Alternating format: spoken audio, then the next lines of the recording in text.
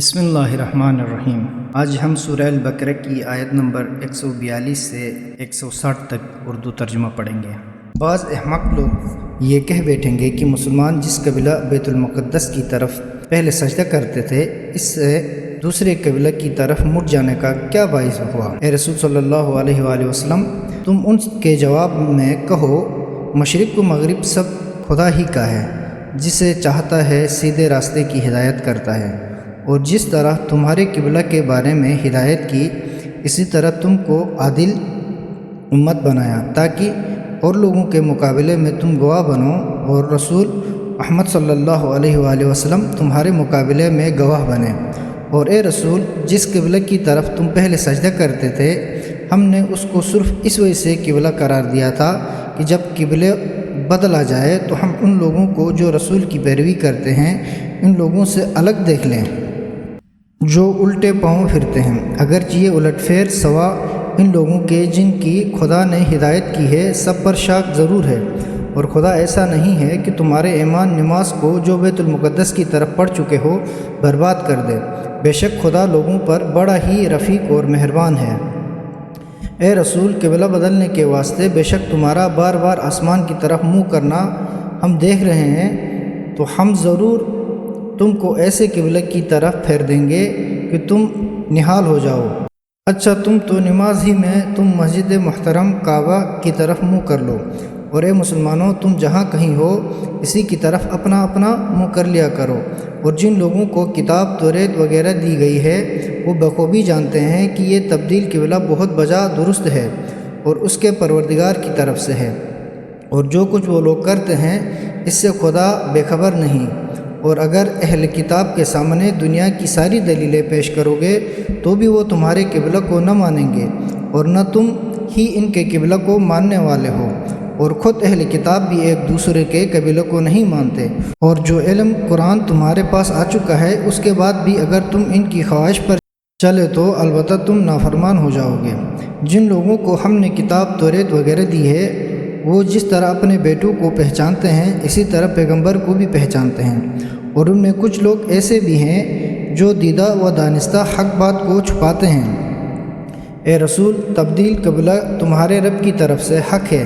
بس تم کہیں شک کرنے والوں میں سے نہ ہو جانا، اور ہر فریق کے واسطے ایک سمت ہے، اس کی طرف وہ نماز میں اپنا منہ کر لیتا ہے۔ بس تم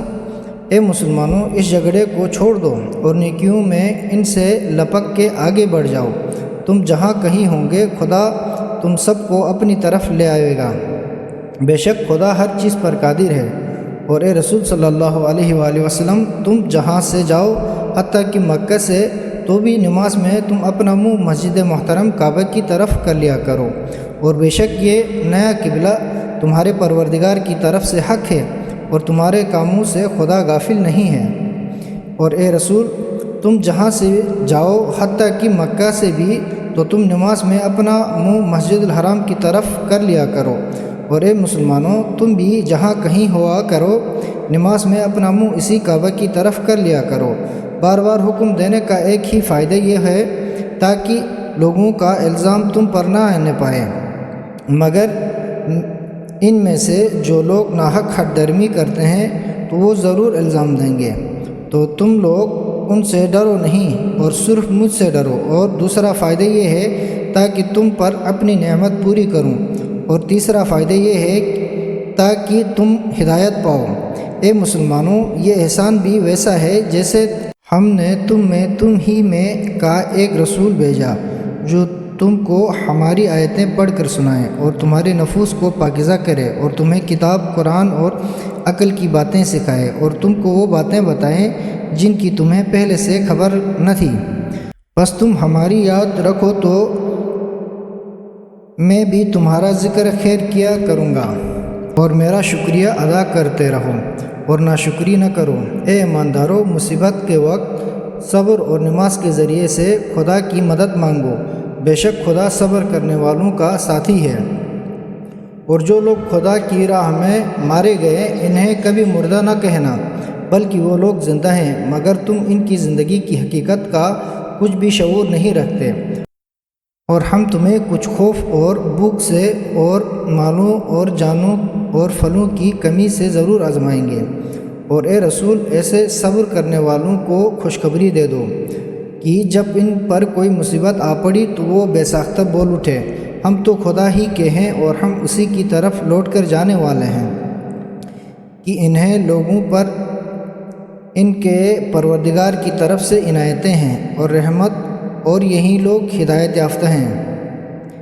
بے شک کوہ صفا اور کوہ مروہ خدا کی نشانیوں میں سے ہیں، بس جو شخص خانہ کعبہ کا حج یا عمرہ کرے